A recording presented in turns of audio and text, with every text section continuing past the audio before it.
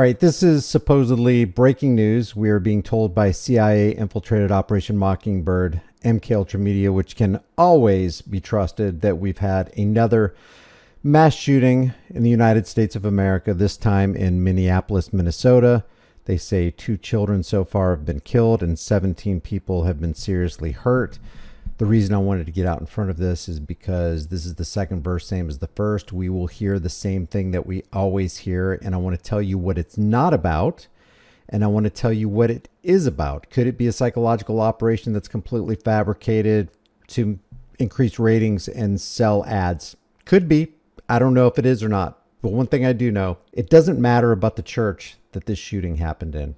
It doesn't matter about the denomination. It doesn't matter if the supposed shooter was a Democrat or Republican or radicalized to the left or to the right. It doesn't matter the type of gun that this person supposedly had. It doesn't matter the magazine or the ammunition type that was used.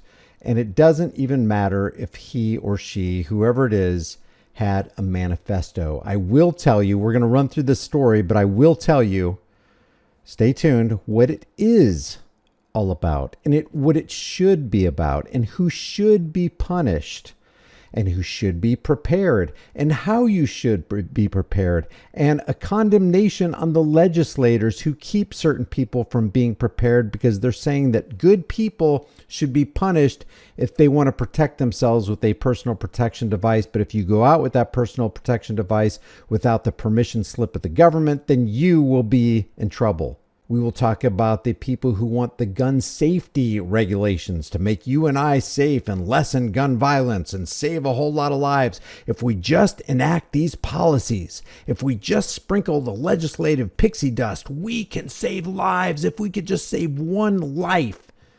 This is the direction they always head. Whether this is a fabricated incident or a real incident, I am not here to speculate on that. What I am here to do is provide a public service so that you, the viewer, can consider the information, digest the information, and then take appropriate measures in your life. How are you going to protect yourself and your family if you're sitting in a church, if you're in the supermarket, if you're standing in line at the post office? NBC4's Conan Nolan is in the newsroom now with those breaking new details. Conan. Right. Of the 14 students that were injured, they range between the ages of 6 and 15. 3 adults were also injured. They're in their 80s. They were parishioners at the Catholic Church where this took place.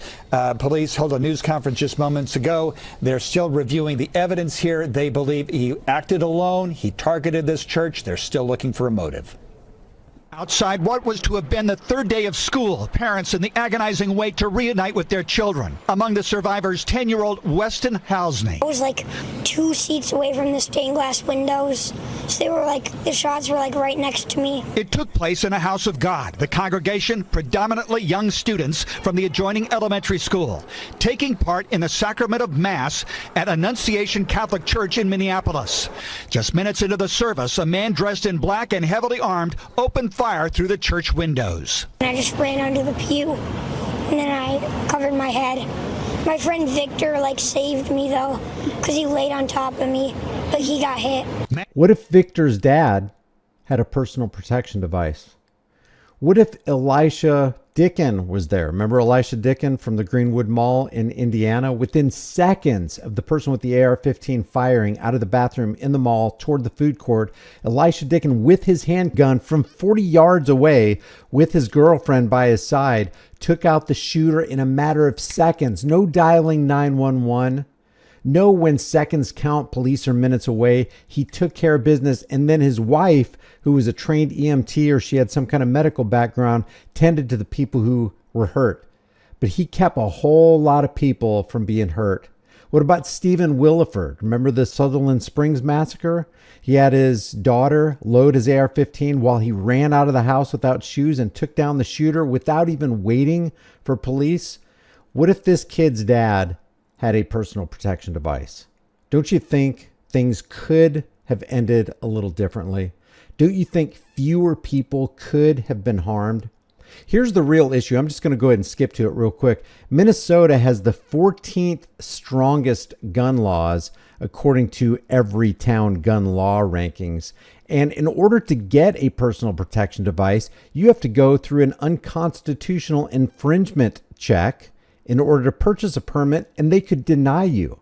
So there is a barrier for the average person to be able to protect themselves. So if this little kid's dad wanted to protect himself in Minnesota, he would have to get permission from the government to do something that, according to the Declaration of Independence, he has an unalienable right to do anyway without asking any other man for permission. You have to have a permit for a concealed carry.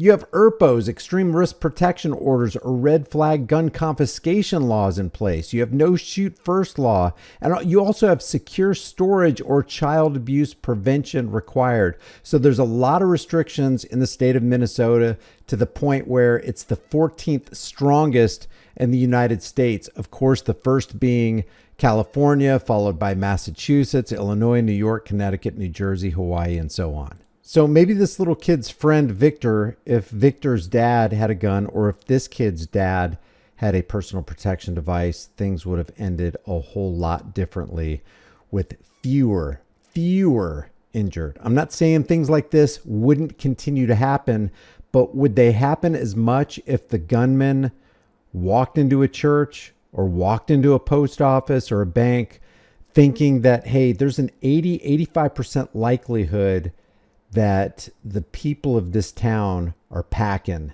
I better go somewhere else. Maybe I'll go to California. Maybe I'll go to New Jersey or Hawaii.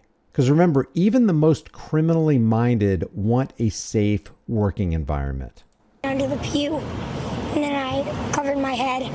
My friend Victor saved me though, because he laid on top of me, but he got hit. Maddie Brandt was passing the school when the shooting started. She called me hysterical, and the first thing she said is, "Mom, I'm safe, but something really bad is happening." Neighbor Bill Bienman. I know. What if she called her mom and said, "Mom, don't worry. I took a defensive posture. My training kicked in. I had my extra magazines with me.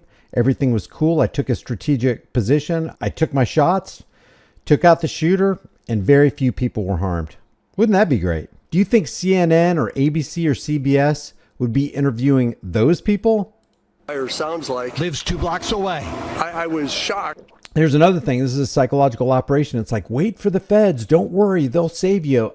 This is hours after the fact. You needed them then, but you'll never have them right then. They're never going to be right there. Legislators know this. That's why they make these restrictive gun laws, so that they can be in control, so that they can ride in on the white horse, so that they can be the saviors that come in and rescue all the pitiful, victimized Americans. And yet, all they're there to do is take reports and order body bags. I said there's no way that could be gunfire. There was so much of it. Police arrived moments later and found the gunman dead after having taken his own life, but not before shooting 19 of those inside the church, most of them children.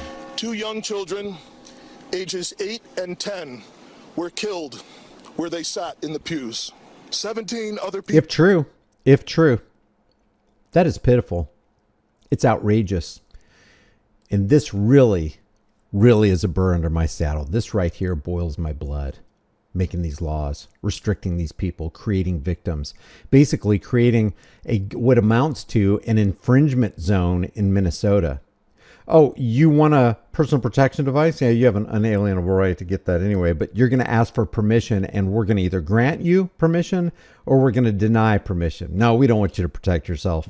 People were injured, 14 of them being children. 2 of those children are in critical condition. Police have identified the shooter as Robin Westman, 23 years old. They say Westman was armed with a rifle, shotgun, and pistol. NBC News reporting that Westman had posted videos online that referenced extremely violent thoughts and a sketch of a church interior. Police have yet to release a motive. President Trump posting that the FBI responded to the shooting quickly and asking the country to pray with him for everyone involved. Isn't it crazy? You never see a president, whether a Republican president or a Democrat president, saying we need to drop the unconstitutional anti-Second Amendment infringement laws. We need our American people to empower themselves. You never hear him say that. You never will hear them say that because they're not working for the American people. Let's be really, really honest here. So again, this shouldn't have anything to do with the church or the denomination or whether this guy's a Democrat or Republican or what kind of gun he has or the bullets or the magazine. All this has to do with is what the heck have the legislators done to the people in Minnesota? The people who should be held accountable are the people who make the laws that restrict the freedoms of good people and keep them from grabbing a personal protection device. Leave your thoughts about this for the world and the global thought police in the comments section below. Like this video, share this video, subscribe to the channel, hit the bell notification icon, and I will see you in the next video.